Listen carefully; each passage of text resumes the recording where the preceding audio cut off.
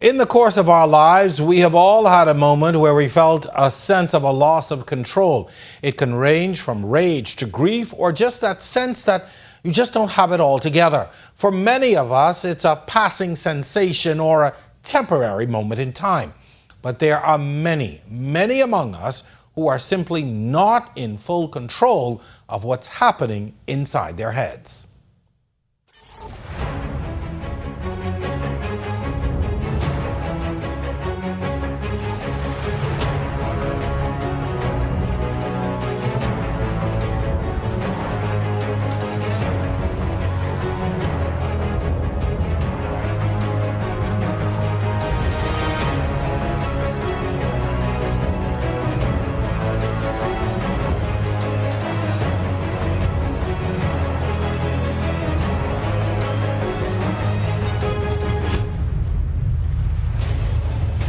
This week we recognized World Mental Health Day.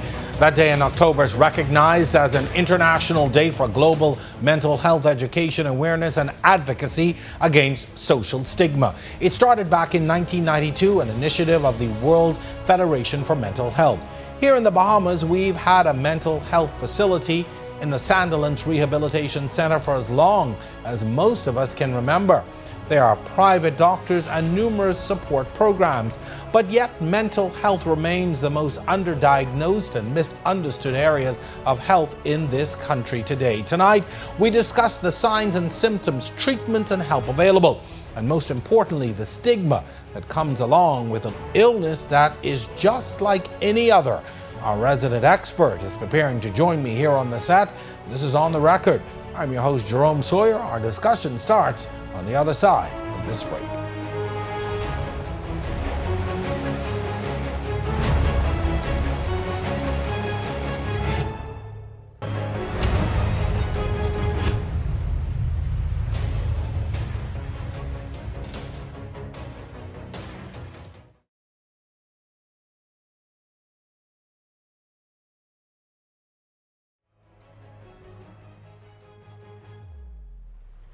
So you're seeing a lot of people talk about trauma now, right? A lot of people talking about being triggered. Like I mentioned before, depression and anxiety is on the rise. So is stress levels. So people trying to recuperate after not being on the job for maybe a year or 2 years. The country is also trying to recuperate. And a lot of the outside things that were always happening but are now becoming more forthcoming is like issues of domestic violence, sexual assault on children and women. These are the issues that are now becoming more aware. That was child adolescent therapist and member of the BPA, Raquel Curry, speaking on World Mental Health Day, drawing attention to the two most recent events in our lives which have helped to draw attention to mental health issues. My guest tonight is a former physician at the Sandilands Rehabilitation Center. He's a certified gambling addiction specialist. He's worked as a psychiatric medical officer at the Department of Correctional Services, overseeing mental health and juvenile and adult staff members. Welcome, Dr. Sean Knowles. Welcome, sir. Thank you, Mrs. Sawyer, for having me. Delighted to be here. We've got a lot to talk about. Let's begin, though, by talking about the various forms of mental illness. I know it's a broad topic, but how do you begin to categorize the various types of mental illnesses? Well, I think it's important, first of all, to be able to define what mental health is. And then once we do that, you're able to get a sense of if something is not quite right. So according to the World Health Organization, we define mental health as a state of well-being in which an individual realizes his or her potential, can cope with the normal stresses of life, and work fruitfully and productively, and can make a meaningful contribution to his or her society. So it goes to say then, if you feel that you're lacking in any of those criteria, then perhaps you are dealing with a mental illness. So for some of the things you mentioned, from time to time, I think just in the normal course of life, sometimes you feel like, well, maybe I don't have it all together, but you seemingly do get it together at some point. So when do you begin to differentiate between that momentary lapse as opposed to the long term? Yeah, definitely. And so as long as we're alive, we're going to have stress. But the good thing about it is that even though you may have to deal with stresses on a daily basis, there's no impairment. you can function as a mother or a father, or go to work, or even in church and society. Or a boss. Or a boss, that's certainly. But I think what happens is that once you start to feel so impaired, either to mild or moderate, where you know within yourself, it's a drive to get out of bed to go to work or to do chores that you know are necessary, then you start to recognize, you know what, I'm dealing with something's not quite right. And so once you recognize that, then of course you should take action and get the help that you need. And then, of course, there are the more severe cases when you Yes. deal with bipolar Yes. and schizophrenia. Let's talk about how do we categorize those? Yeah, certainly. And so based on the Diagnostic and Statistical Manual, the 5th edition that we currently have available, that's essentially the Bible for persons in mental health. We're able to categorize each of those various mental illnesses that are out there. And so when you talk about, for example, schizophrenia, there's certain key features of that condition that are very likely for a person to have that diagnosis. So for example, if there's definitely a change in their mood, their affect are flat, so they can have negative symptoms, or they can have also positive symptoms where they're hearing voices or they're seeing things. Right?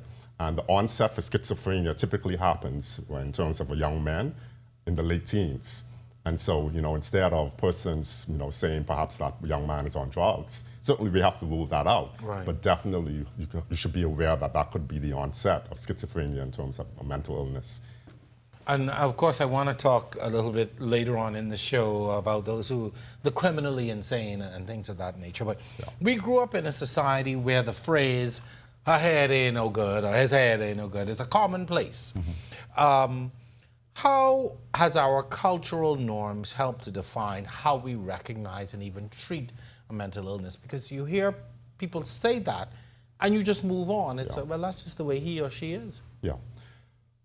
Where do I start with that? That's a big one, Mrs. Sawyer. The first thing I want to say is that we really need to be aware of what we say. In fact, wherever I speak, I encourage people not to use those kinds of phrases, because really and truly, you don't know who's sitting beside you and could be dealing with something, and because of the fact that they're feeling that they're going to be victimized or made fun of, they don't get the help, and the quality of life just goes haywire for that person. Sure. So the first thing is recognize that we really need to change the way that we see mental health in the country, and to be careful of what we say.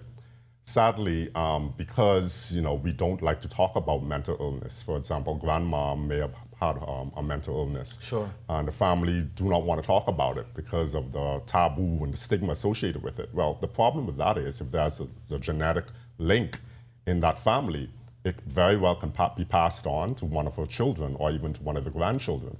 And so I gave the example of schizophrenia. When you see Johnny, like the call, at age 17, 18, acting out, we want to say he's rude or something's wrong with him or he's on drugs when it could be likely that he has schizophrenia, and as a result of that, nobody's taught him, nobody's been able to talk about it, and so we miss it. We misdiagnose him, and we could even very well criminalize him.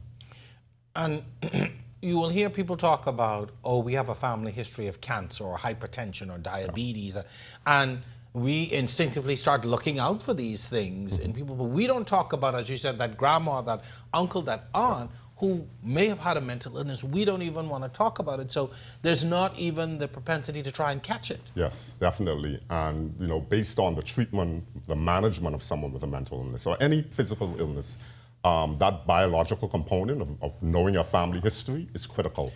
We're going to talk more about the gene pool later, but is it that we are fearful or embarrassed, or maybe a combination of both, by the notion of a mental illness? Yes, I think it's all of the above, and I think it's also, no disrespectful way, but I think it's ignorance. We really don't have a sense of understanding of what mental health illness is.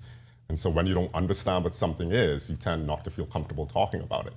And that is one of the reasons why I'm definitely an advocate for teaching mental health as young as the primary school, the 5th grade level, all through junior high school and high school. We need to start teaching our kids the importance of recognizing their mental health and mental illness. Are there any particular types of mental illnesses that are predominant in this country? Yes, definitely. So high on the list is substance use disorders that we see. Major depressive disorders definitely up there. And then, of course, as we talked about, you have schizophrenia and bipolar disorders. And now generalized anxiety disorders are definitely high on the list as well, particularly with the aftermath of COVID-19. I want to separate sort of the things that come along with addiction, but let's look at genetics. And can these things be determined by genetics? Yeah, well, definitely. So as far as being able to take something and put it in a test tube to say that it is a genetics, definitely we're not able to do that. However, again, I go back to family history, being able to recognize your family history. And so one key example I give is if you recognize that a certain family just tends to have a plethora of mental health issues, then it's most likely that that family could be dealing with a genetic defect that is predisposing them to having that mental illness. And so something as simple as having low serotonin levels in the brain, which we know is the happy neurotransmitter, causes people to be depressed. And as a result of feeling depressed, the way that you feel that negative feeling may cause you to go ahead and turn to substances. And so it becomes a domino effect. And so definitely we recognize that genetics plays an important part.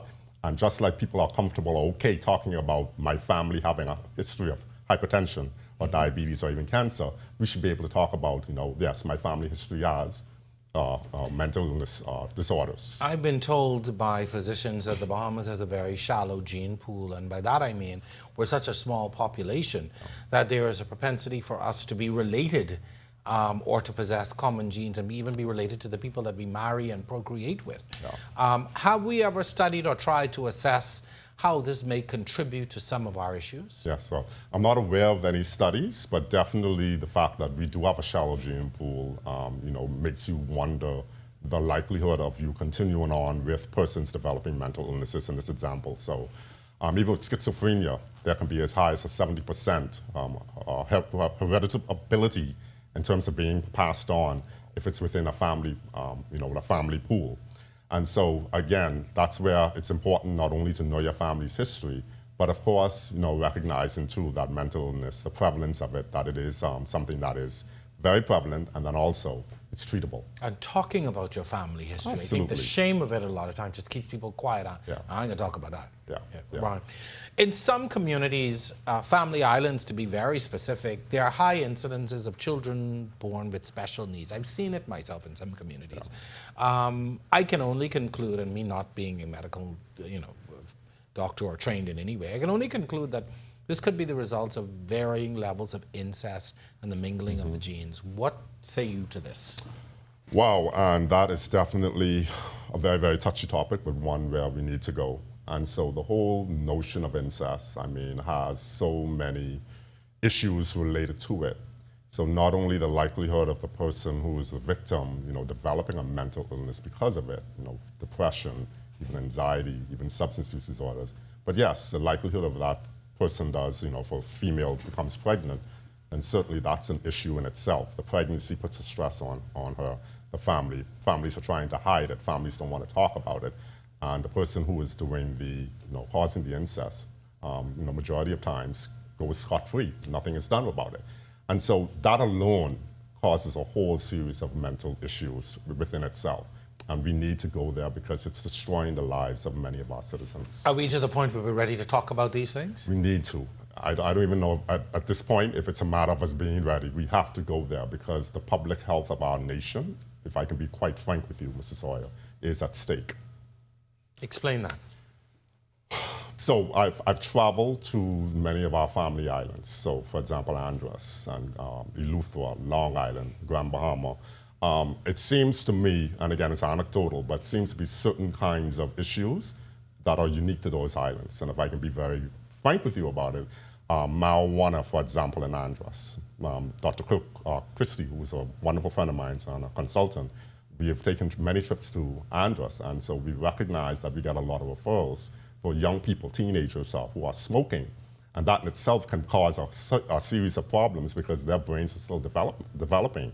And so the fact that they're smoking marijuana not only causes them to develop an addiction, but it also stunts their brain's development. So I say marijuana in Andros, cocaine in Grand Bahama, alcohol in Eleuthera, and in Long Island. And I've never been at Zuma, but I've been told by one of my colleagues that that's a serious problem as well.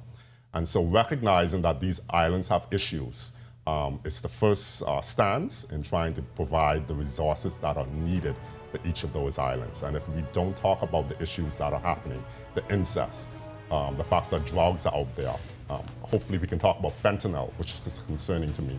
It's out there. We're going to have a serious issue with our nation. We want to do something that is proactive instead of being reactive. That's why we need to go there, and I think we need to do so now. Wow, what a way to start. Well, we've laid the groundwork for tonight's discussion. When we come back, Dorian, COVID-19, and the ongoing fallout from these events. Plus, later we ask, is there a link between mental illness and rising crime? You're watching On the Record.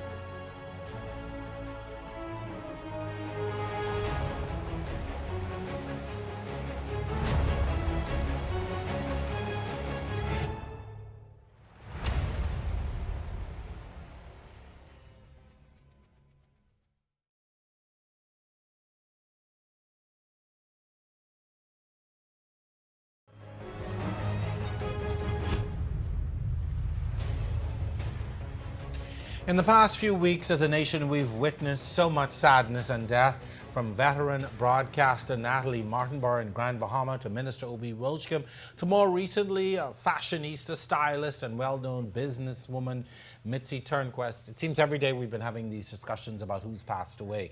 I wanted to have a discussion tonight about how we can begin to address those things that hurt us and leave us in dark places and in the dark places in our minds. My guest tonight is an ordained minister, by the way, but also, and more importantly for this discussion, a mental health expert, Dr. Sean Knowles. Sir, I know that there are times when the church may deem someone as suffering from a demonic affliction, I'll use that term, a possession or spiritual invasion.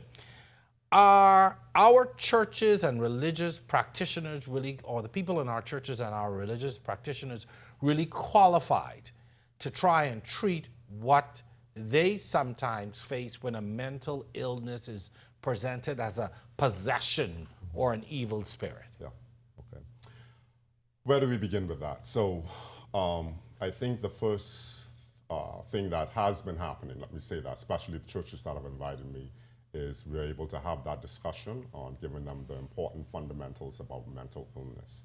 And certainly I can say that for a vast majority of persons who would have attended, they would say to me they have a better appreciation of mental illness. You do not want to demonize mental illness, all right?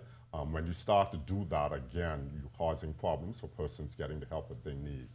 And I've had discussions with many clergymen and clergywomen about that. So if we want to go into the Bible, recognize that Elijah had a mental illness. Naomi suffered from depression. Even our Lord and Savior, at that moment when he was dying, when he cried out, Father, Father, why hast thou forsaken me? What do you think that was? That was depression. And so Christians deal with mental illnesses. It's not about them having a demon.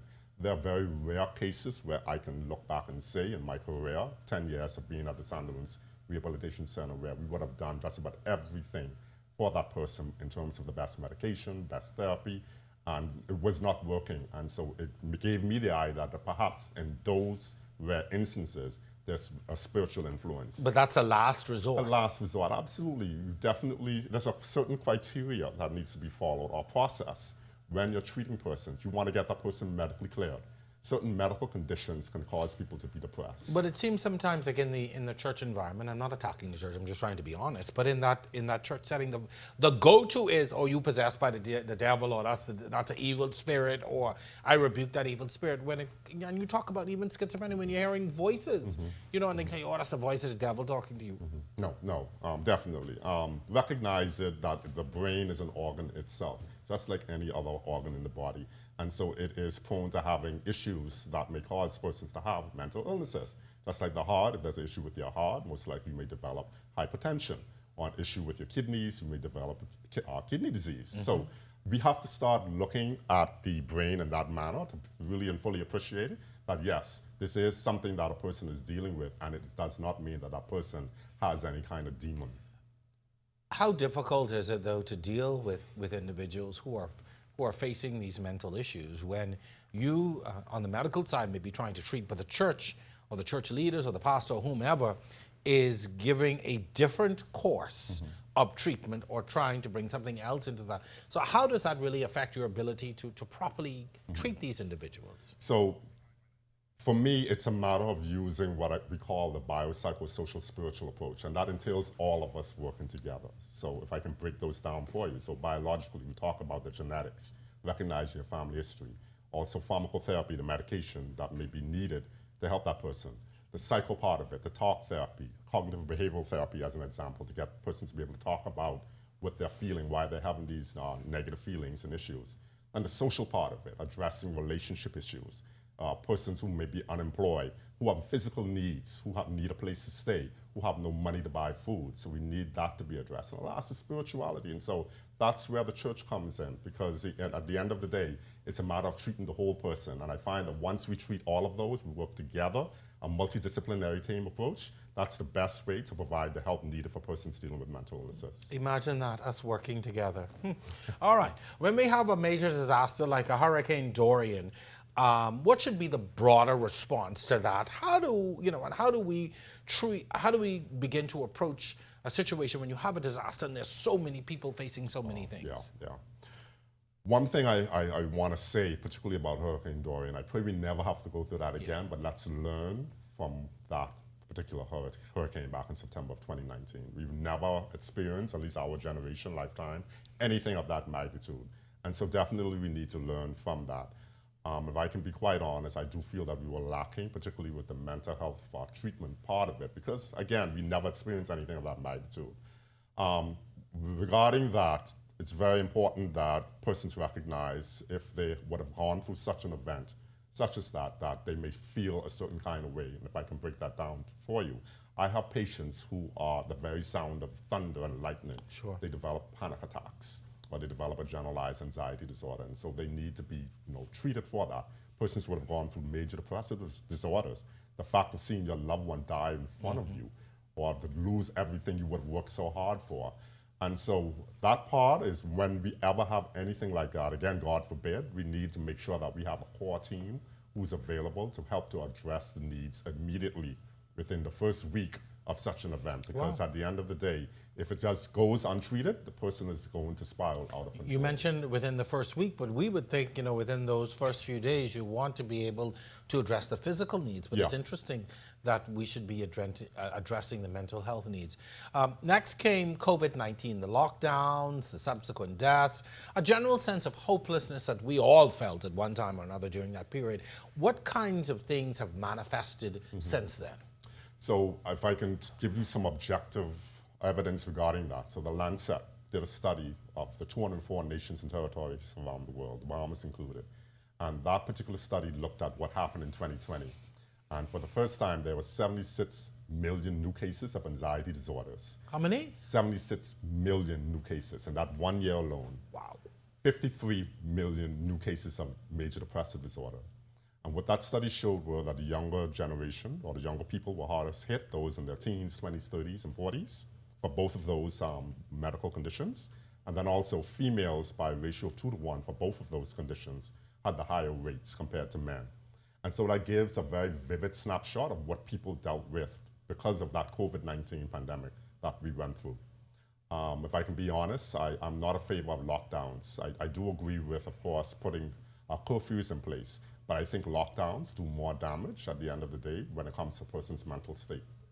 Wow, interesting there. Well, we want to take a global view for a moment. We obviously started down that path with COVID-19, but according to a new report from an insurance broker, Aon, and TELUS Health, 35% of workers in Asia have a high mental health risk profile and 47% have moderate risk. Asia is significantly more at risk of low work productivity, anxiety, and depression compared to other parts of the world. So take a look at this clip from CNBC's program Street Sign, featuring the developer of a mental health app called MindFi. On your country, depending on your culture, depending on your background, I would imagine that your mental health needs can be very different. So how do you customize to that to those differentiations on your app?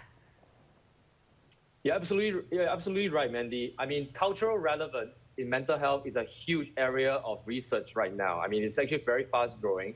And in MindFi, we do that at 2 different levels. The technological and the ecosystem, which is the human level. Our AI algorithms aim to actually understand a user's profile and predict their mental states. We're actually working with universities both in the US and here in Asia to actually deepen our algorithms on that.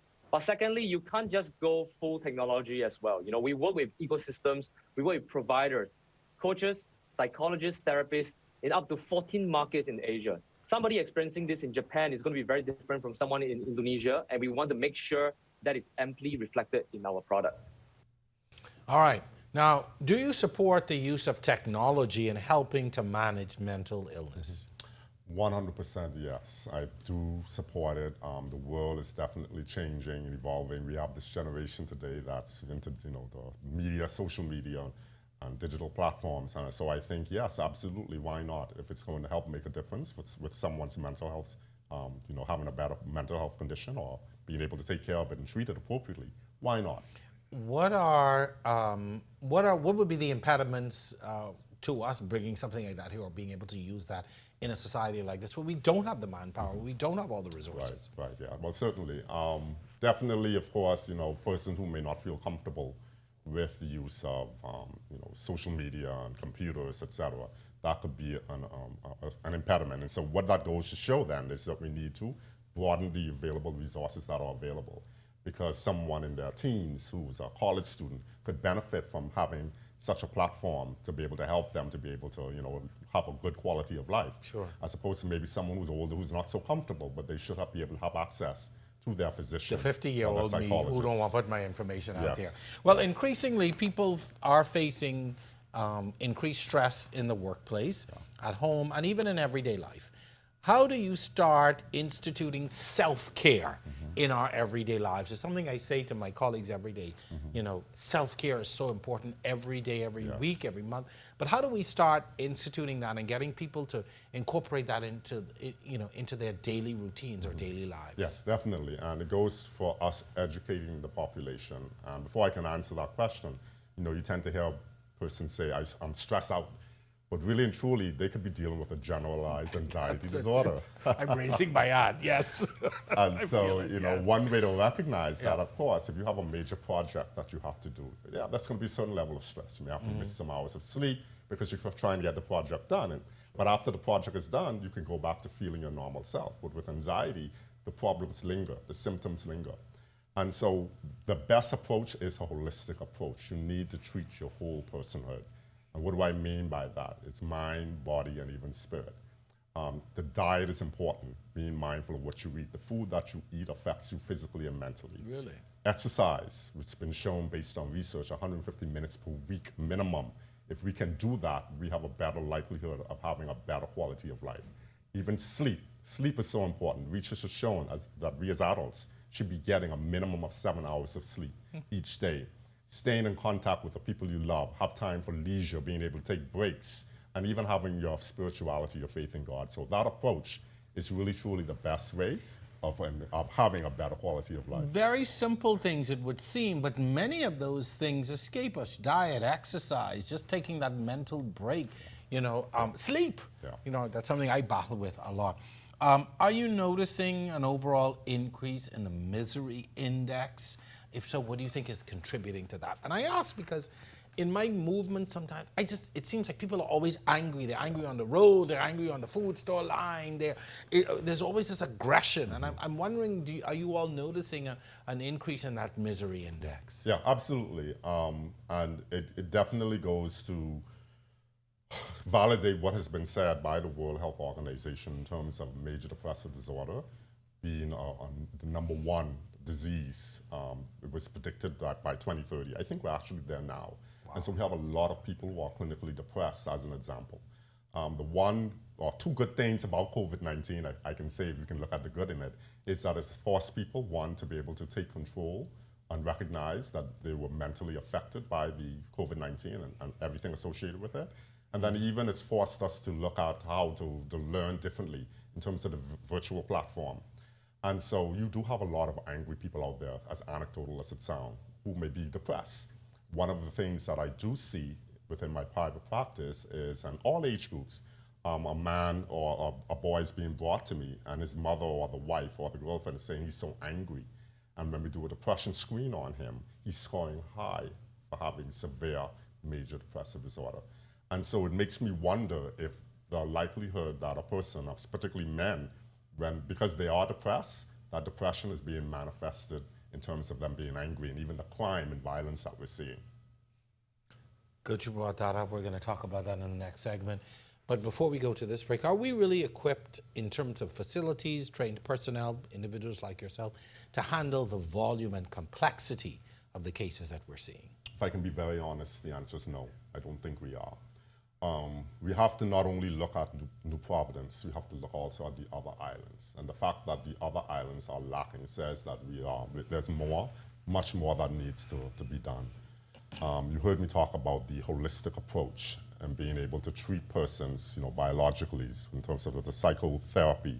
Socially, social issues have to be addressed. If you don't address those, the person will relapse. And even spirituality.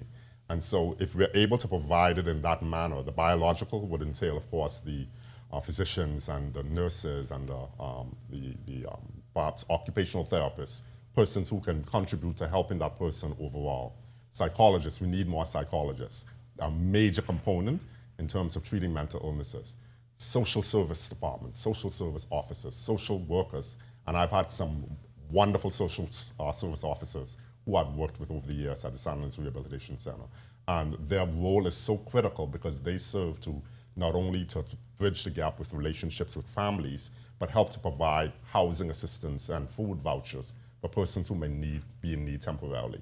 And then, like I say, even the chaplain, a major component of the holistic approach in treating persons with mental illnesses. We want to work with the church because we recognize that spirituality is an important part of someone's management. Very, very important. So parents, counselors, maybe these are the conversations you need to be having with your kids when they're talking about career choices and the things that they want to do. Heard it here. There is a need. So certainly it's a conversation we need to be having. Our time is running up. We've gotten through a lot of questions and gotten some great feedback, but we still have more to come in our final segment. The crime and mental illness questions still to come. Plus, I ask about addictions and treatment methods. Stay tuned.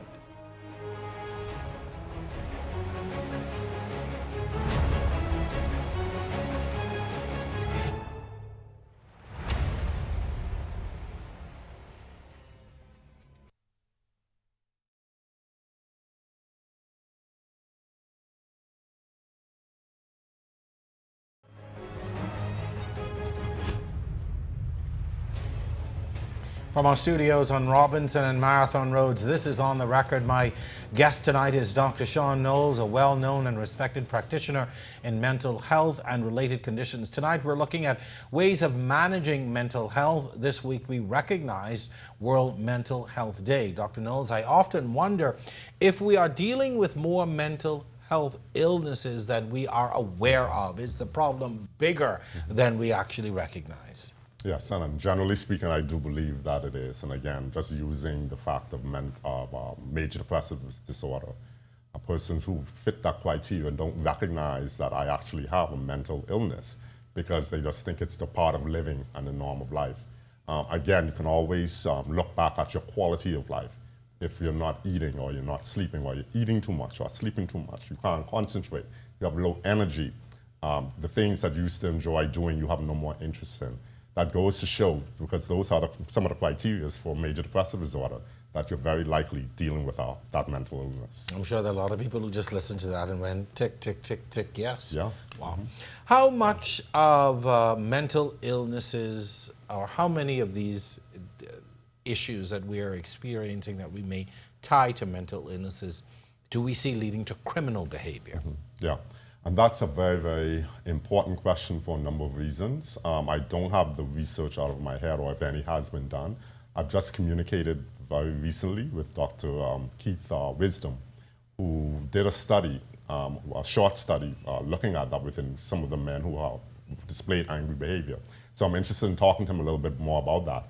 But I can certainly say, if I can hypothesize that if we did a study on that, I believe that we will actually see that a lot of our young men are dealing with depression, even anxiety, and of course that's being manifested through criminal activity.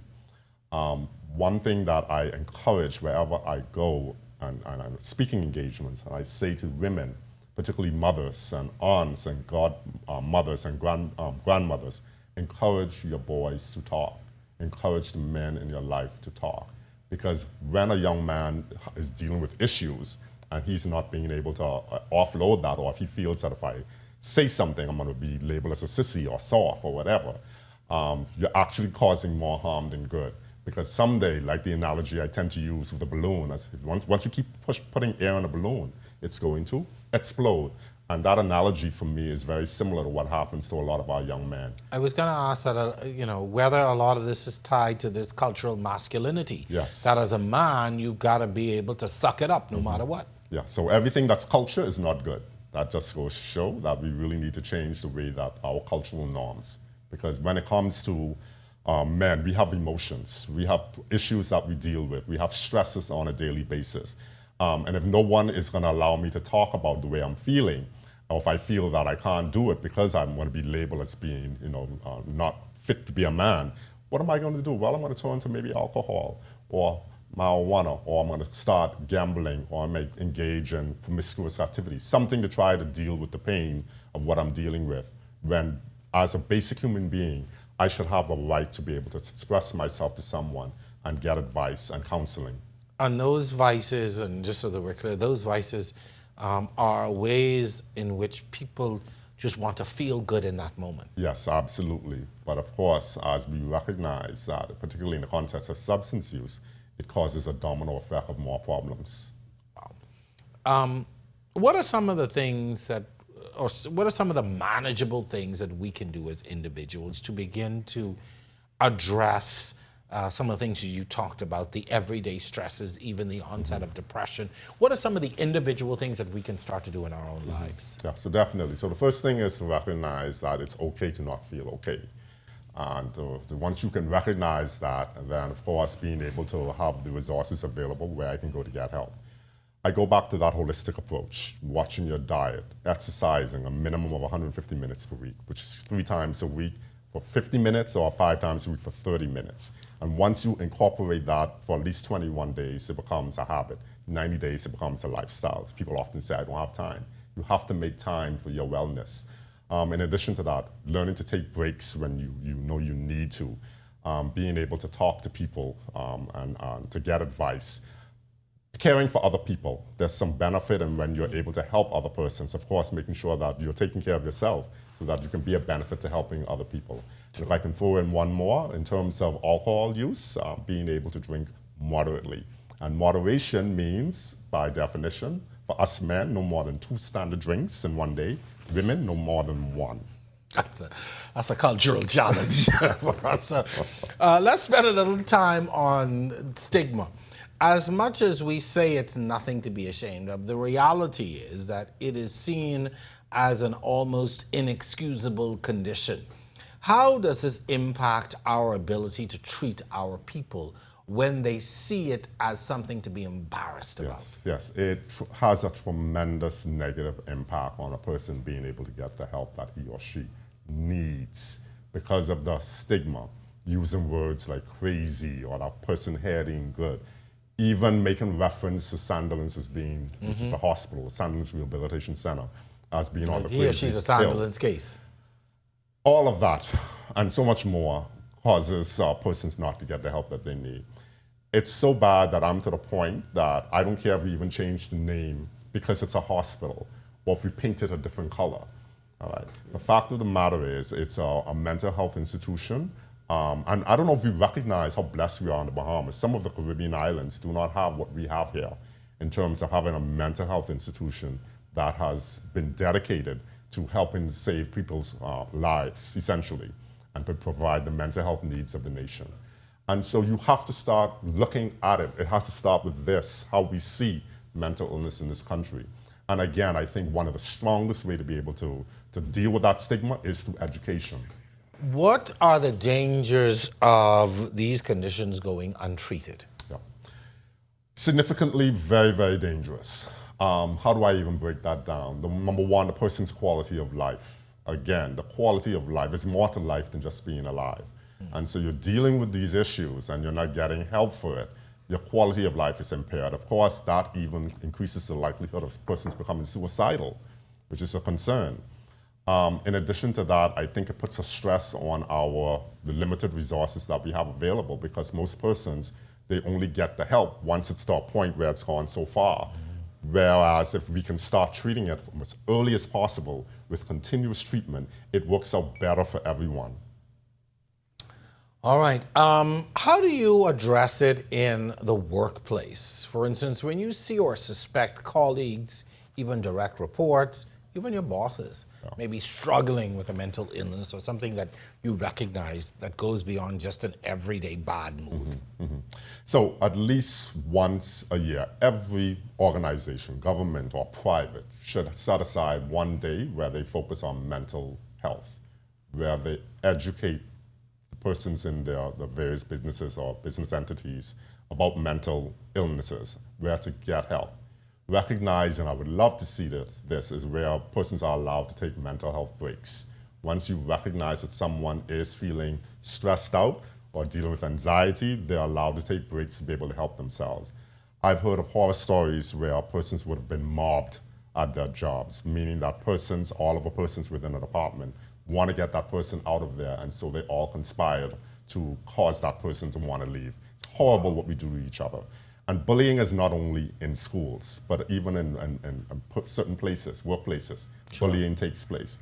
And so all of that begins with us at least educating persons in various businesses and agencies on mental illnesses. That's a good start. Bringing in our global perspective once again, Prince Harry and Meghan Markle attended the second annual World Mental Health Festival in New York. The couple participated in a panel hosted in conjunction with their Archwell Foundation and Project Healthy Minds. Prince Harry said their mission is to turn pain into purpose and provide support. The discussion centered around the effect of social media on teens and mental health. Parents who have lost their children to suicide shared their stories. And so as we watch the evolution of social media and the internet, what are those same modifications we need to make to ensure that just like that car, we are adapting to the times, because people are getting hurt and people, specifically children, are dying. How do we fix that? And I think it will take all of us on so many different levels, from grassroots level, of course, probably to policy, to be able to keep our families and our children safe. I just think anyone who's a parent, and by the way, even if you're not a parent, you see your friends affected, you see adults who are affected by this. Everyone now is affected by the online world and social media, some more than others. But we all just want to feel safe. You want to feel community, you want to feel connected, especially post the pandemic, but you want to feel safe. And in that, I think so much of it can come down to, if someone is looking for something, please don't feed them the thing that they're not looking for that's going to harm them. The algorithms are very powerful, but I'm confident that with more ears and, as my husband said, awareness and visibility on what is really happening, that we can make some significant change together. Well, thank you for that. That's going to conclude. Also, thank you to Prince. All right. Let's delve a little bit into the impact of social media on our mental health. We've heard the horror stories of the bullying that's taken place on social media, some of it leading to suicide, some of it leading to individuals trying to hurt themselves or even hurt others. Yeah. How is social media really impacting our ability to manage our mental health? Yeah, so social media, Mrs. Sawyer, could be a blessing or a curse. And you listed some of the curses already. A lot of persons tend to use social media as an outlet. And however you view that, some persons even express that they're going through issues. Some people blatantly discuss their issues on social media. I think for me, at least, when it comes to using social media, I try as best as I can, being in this field, to put positive comments out there, or to put information that is going to benefit persons so that they have an idea or an understanding of whatever it is I'm talking about. So if we can use social media in that way, I think it would be beneficial for all. Over the last year, we would have had quite a number of suicides that took place, and quite a few of those actually, when you go back into history, you saw that they were making comments that was suggestive that they were going through some serious issues, but nobody picked up on it, unfortunately, until it's too late. And even with having your social media contacts on Facebook or Instagram, I think it's important that we recognize if someone puts a comment out there, take it seriously. Pay attention. Pay attention to it, right? Get that person help. Try to reach out to them. Be that person to, you would say, let me take you, let's go somewhere to talk to someone if you're not comfortable with helping them directly. Because at the end of the day, you don't want to lose that person. As opposed to screenshotting it and sending it to somebody Yes. else and say, hey, what's wrong with your friend? Oh, goodness, I yes. want to talk a little bit about the addiction side of this, though. And there are addictions that are real addictions that are leading to mental illnesses in our country. What are the more predominant addictions that we're dealing with in the community now? Okay, so sometimes you wonder if before I answer that question, if the addiction leads to another mental illness or mental illness can lead to that addiction. We've seen it going both ways, so I just want to state that. Definitely high on the list is substance use. I've talked a little bit about them. It's alcohol use disorders, marijuana use disorder, or cannabis use disorder, cocaine use disorder, stimulant. You've heard me talk about fentanyl. There's now Molly out there, the party drug. That's definitely high on the list. There's the behavioral addictions as well, or behavioral disorders, such as gambling disorder. For the teenage boy, as an example, who the thing he wants to do is video game. You have that gaming disorder. So when those, and not to say that everyone who drinks is going to have an alcohol use disorder. However, when there's impairment in that person's life arenas, that's when you start to wonder, yes, that person is dealing with an issue and definitely needs the help. And so that may be in the occupational arena. Socially, they may start neglecting to take care of themselves or their responsibilities. And even in the wider community, they tend not to want to go to work. All they want to do is either use a substance or participate in a behavioral disorder. We do know as well there are a lot of our kids, our young people are involved in these substance abuse, are involved in substance abuse. I grew up in a time when all we heard was say no to drugs. But these aren't the things that we hear anymore. These aren't the messages, but we have the presence of these drugs. And you talk about things like fentanyl, like that's something that existed elsewhere, but it's now right in our backyard. Yes, sir, it is. And one way I want to address that, you heard me said earlier, the importance of educating our young people. And I would say again, as early as the primary school level, 5th grade, teaching them about the brain's development. When we talk about the brain's development, a person's brain doesn't develop completely until about the age of 24 or 25, from a backwards forward direction. This particular last part of the brain, the frontal lobe, is a very crucial part of the brain because that's responsible for the executive and decision making that a person has. And so once a person starts using a substance early on before the brain is completely developed, it stunts that brain's development. And as an example, and this frightens me, is I could be talking to someone who's 18, 19, who would have started smoking marijuana, let's say from the age of 12. Wow. That person, I tell them something, in 2 minutes, ask him to repeat what I said. He can't even tell me. He doesn't remember. Serious amnesia. This is an 18, 19, 20-year-old. Because of the damage that he's doing to his brain as a result of using substances, and his brain is not fully developed. And so that's the kind of message we need to get across to our young people. Young people are going to do what they want to do. Sure. All I care about is, in terms of the harm reduction, wait until your brain's developed. If you want to take your first drink of alcohol, wait until you're 24 or 25. If you want to engage, recreational marijuana is legalized, and I hope it isn't, but that's a different topic. That's another show. Wait until your brain is developed. Yeah.